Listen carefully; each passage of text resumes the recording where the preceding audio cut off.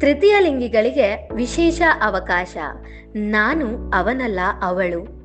ತೃತೀಯ ಲಿಂಗಿಗಳು ಹೌದು, ಎಲ್ಲರಿಂದ ಎಲ್ಲ ಸವಲತ್ತುಗಳಿಂದ ವಂಚಿತರಾಗಿರುವ ತೃತೀಯ ಲಿಂಗಿಗಳು ಮೊದಲು ತಮ್ಮ ಕುಟುಂಬದವರಿಂದಲೇ ನಿರ್ಲಕ್ಷ್ಯಕ್ಕೆ ಒಳಪಡ್ತಾರೆ. ಯಾರಿಗೂ ಯಾರಿಂದಲೂ ಏನನ್ನೂ ಬಯಸದೆ ತಮ್ಮಷ್ಟಕ್ಕೆ ತಾವು ಜೀವನ ನಡೆಸಲು ಬಯಸುತ್ತಾರೆ.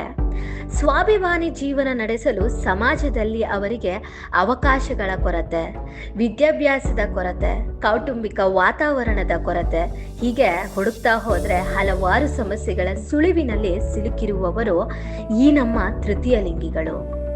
ಅವರು ನಮ್ಮಂತೆ ಮನುಷ್ಯರು, ಎಲ್ಲರಂತೆ ಅವರಿಗೂ ಸಮಾಜದಲ್ಲಿ ಬದುಕುವ ಹಕ್ಕಿದೆ ಎಂಬುದನ್ನು ನೀವೆಲ್ಲರೂ ಅರಿತರೆ ಒಂದು ಸಮುದಾಯದ ಉಳಿವಿನ ಅಭಿವೃದ್ಧಿಗೆ ಅದು ಬಹಳ ಸಹಕಾರಿಯಾಗುತ್ತದೆ.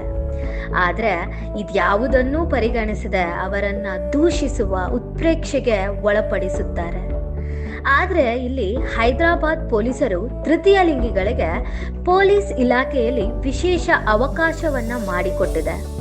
ಹೈದರಾಬಾದ್ ಪೊಲೀಸ್ ಇಲಾಖೆ ಒಟ್ಟು 44 ತೃತೀಯ ಲಿಂಗಿಗಳಿಗೆ ಟ್ರಾಫಿಕ್ ಅಸಿಸ್ಟೆಂಟ್ ಹುದ್ದೆಗೆ ನೇಮಕ ಮಾಡಿಕೊಂಡಿದ್ದಾರೆ. ದೈಹಿಕ ಪರೀಕ್ಷೆಯಲ್ಲಿ ಒಟ್ಟು 58 ಮಂದಿ ತೃತೀಯ ಲಿಂಗಿಗಳು ಭಾಗವಹಿಸಿದ್ರು. ಓಟ, ಲಾಂಗ್ ಜಂಪ್ ಮತ್ತು ಮುಂತಾದ ಅನೇಕ ತರಹದ ಪರೀಕ್ಷೆಗಳನ್ನು ನೀಡಲಾಗಿತ್ತು. ಅದರಲ್ಲಿ ತೇರ್ಗಡೆಯಾದ 44 ತೃತೀಯ ಲಿಂಗಿಗಳಿಗೆ ಟ್ರಾಫಿಕ್ ಅಸಿಸ್ಟೆಂಟ್ ಹುದ್ದೆಗೆ ಆಯ್ಕೆ ಮಾಡಿಕೊಳ್ಳಲಾಗಿದೆ. ಈ ಪರೀಕ್ಷೆ ಆಯೋಜಿಸುತ್ತಿದ್ದಂತೆ ಬಹು ಉತ್ಸಾಹದಿಂದ ತೃತೀಯ ಲಿಂಗಿಗಳು ಭಾಗವಹಿಸಿದ್ರು ಹಾಗೂ ಅತ್ಯುತ್ಸಾಹದಿಂದಲೇ ಪರೀಕ್ಷೆಯಲ್ಲಿ ಭಾಗವಹಿಸಿದ್ದರು ಎಂದು ತಿಳಿದು ಬಂದಿದೆ. ಸಿಎಂ ರೇವಂತ್ ರೆಡ್ಡಿ ಇಲಾಖೆಯಲ್ಲಿ ಮುಕ್ತ ಅವಕಾಶ ನೀಡುವಂತೆ ಸೂಚನೆ ನೀಡಿದ್ದಾರೆ ಎಂದು ತಿಳಿದು ಬಂದಿದೆ. ಅವರು ನಮ್ಮ ನಿಮ್ಮಂತೆಯೇ ಮನುಷ್ಯರು, ಅವರಿಗೂ ಮನಸ್ಸಿದೆ.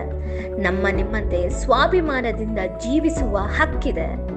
ಯಾರೋ ಒಬ್ಬಿಬ್ಬರ ನಡವಳಿಕೆಯಿಂದ ಇಡೀ ಸಮುದಾಯವೇ ತಪ್ಪೆಂದು ಭಾವಿಸದೆ ಅವರನ್ನೂ ಗೌರವದಿಂದ ಕಾಣೋಣ, ಅವರಿಗೂ ಸಮಾನ ಅವಕಾಶ ನೀಡೋಣ. ನಮ್ಮ ಕರ್ನಾಟಕ ಸರ್ಕಾರವು ಈ ವಿಶೇಷ ಅಭಿಯಾನವನ್ನು ಶೀಘ್ರದಲ್ಲೇ ಪ್ರಾರಂಭಿಸಲಿ ಎಂದು ಮನವಿ ಮಾಡೋಣ. ಧನ್ಯವಾದ.